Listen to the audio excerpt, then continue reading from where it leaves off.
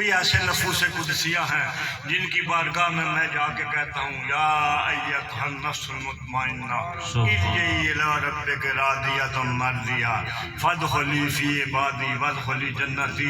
میرے قبلہ عالم حضور بادشاہ صاحب ہاسپٹل میں تھے، آخری لمحات تھے، اور ہمارے پیر بھائیوں میں وہ خوش قسمت شخص ہیں جناب اقبال جالی صاحب کہ جنہوں نے آخری ملاقات بادشاہ صاحب تک ان کی سبحان اللہ۔ ان کا گھر جو ہے نا، جناب خلیفہ صاحب شیر خان صاحب تشریف لائے، ان کو پتہ ہے کہ شفا اسپتال سے ان کے گھر کا کوئی 10-15 منٹ کا راستہ ہے۔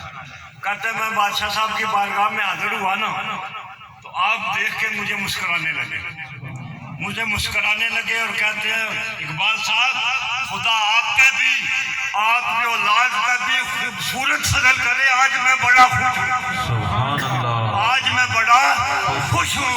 اسی لیے علامہ نے کہا نشان مرد مومن باتوں گویم جو مرگ آمد تبسم بر لب اوست۔ میں تمہیں مومن کی یہ نشانی بتاتا ہوں کہ جب موت آتی ہے ان کے لبوں پہ مسکراہٹ آ جاتی ہے۔ سبحان اللہ۔ اقبال صاحب کہتے ہیں میں گھر گیا نا، گھر پہنچے تھا تو فون بج گیا۔ جب فون بجا تو میں سمجھ گیا کہ میرے بادشاہ صاحب نے دائی اجل کو لبیک کہہ دیا۔ اللہ۔ یہ ہمارے عزیز جہاں بیٹھے ہیں، فاروق نام ہے ان کا، ان کو بھی خدمت کا موقع ملا سبحان دربار شریف پہ بھی اور ہاسپٹل میں بھی۔ یہ سبحان کہتے ہیں کہ میں نے عرض کی بادشاہ صاحب، پیر جی صاحب آپ ساری رات نہیں سوئے؟ خالد صاحب توجہ چاہوں گا سبحان اللہ۔ اس بات، سبحان اللہ۔ آپ ساری رات نہیں سوئے؟ سبحان تھوڑی دیر آنکھیں بند کر، اللہ۔ تھوڑی دیر اللہ۔ آنکھیں بند کر لیں۔ تو مسکرا کے فرمایا آپ نے بات تو اچھی کی ہے پر جو سامنے کھڑا ہے اس کا میں کیا کروں؟ اللہ۔ توجہ چاہوں گا۔ آپ نے فرمایا بندہ بیٹھا ہوا ہے، آپ نے فرمایا یہ جو سامنے کھڑا ہے اس کا میں کیا کروں؟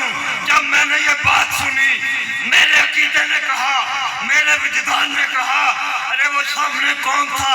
وہ اسرائیل علیہ السلام آنکھ باندھ کے کھڑے ہو کے کہہ رہے تھے کہ یا ایھا النفس المطمئنہ ارجعی الی ربک راضیۃ مرضیہ۔